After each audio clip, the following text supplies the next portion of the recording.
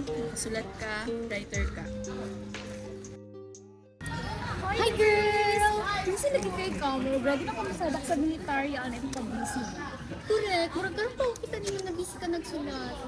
Masisod pa dyan niya ako ang gi-face karon ng mga struggles guys ay wala na ako kasabot. It's just like I need something to write about who sacrificed herself just to join religious life. Gusto dyan ko mangita og nindot na story. Sorry girl, dili ko na matabangan ano. Nag-chat naman gud ang teacher na magklase na ni. Sorry girl, ask Lord for guidance na lang ha. Kaya ni mo na Tris, okay? Nothing is impossible. Bye Tris! Bye Tris! Bye!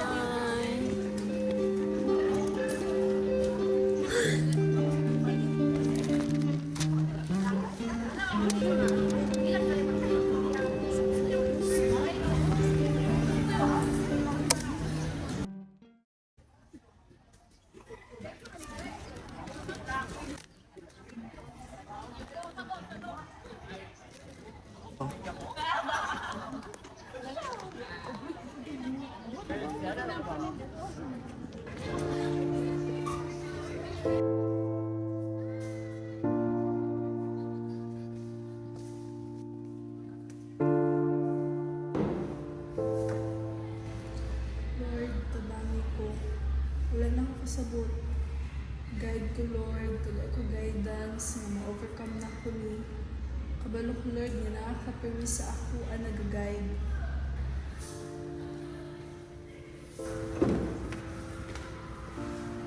Unsay problema lang ga, okay ra ka? Istorya sa ako para matabangan kita. I'm at my lost, my good sister. I'm a journalist, so kailangan akong story. And confused ko po, kay wala pa jud ko'y nakita na nindot nga story nga akong ma-publish. Do you know Mother Ignacia?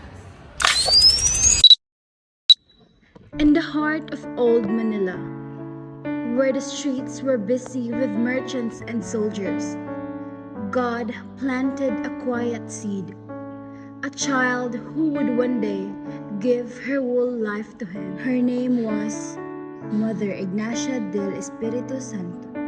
Ignacia was the daughter of a humble Chinese father and a devout Filipino mother. From her earliest days, she learned the beauty of hard work and the strength of prayer. Her home was not a place of wealth or privilege, but it was rich in the love of family and the guidance of God. As she grew, Ignacia felt a stirring in her heart, a call that could not be silenced. When others expected her to marry and follow the similar path, she chose instead a life of service. With nothing but deep faith and a courageous spirit, she stepped into an unknown future. In 1684, Ignacia began what seemed impossible. She opened a simple dwelling where native women could live a religious life, even when society offered them no place. This small community, born of prayer and sacrifice, would later blossom into the religious of the Virgin Mary. Through years of trial and quiet perseverance, Mother Ignacia proved that greatness is not measured by riches or power, but by a heart willing to serve. Her love reached the poor, the sick, and the forgotten. Her faith empowered women to believe that their lives too could become a gift to the world. Thank you po sister sa paghatag og idea sa ako ang makasulat na jud ko bag-o karon kay mga kong tagag idea which is ang story ni Mother Ignacia po. Thank you kaayot sister ha. So, wato na po ko. Bye-bye. Thank you po so much.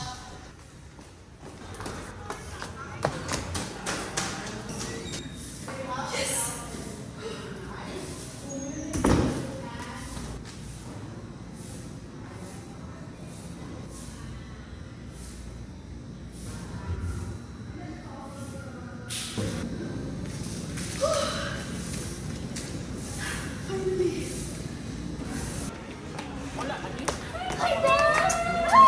Fresh na ka karon! Okay na ko kabalo ba mo nga dako kay tabang tunod adto sa church ay nakay story nga na kuan jud which is kay Mother Ignacia nga story. Ako lang pag-publish na galing ko na ako na ako. So proud!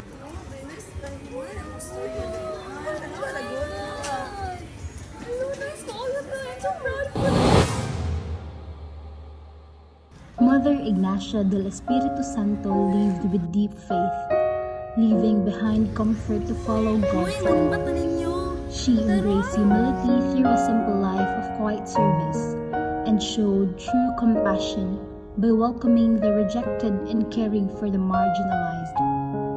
With courage, she defied society's expectations, founding a religious community rooted in prayer and charity, a mission that continues through the RVM Sisters today. Like Mother Ignacia, let us choose faith over fear, service over self, and love over pride. Be part of our mission today.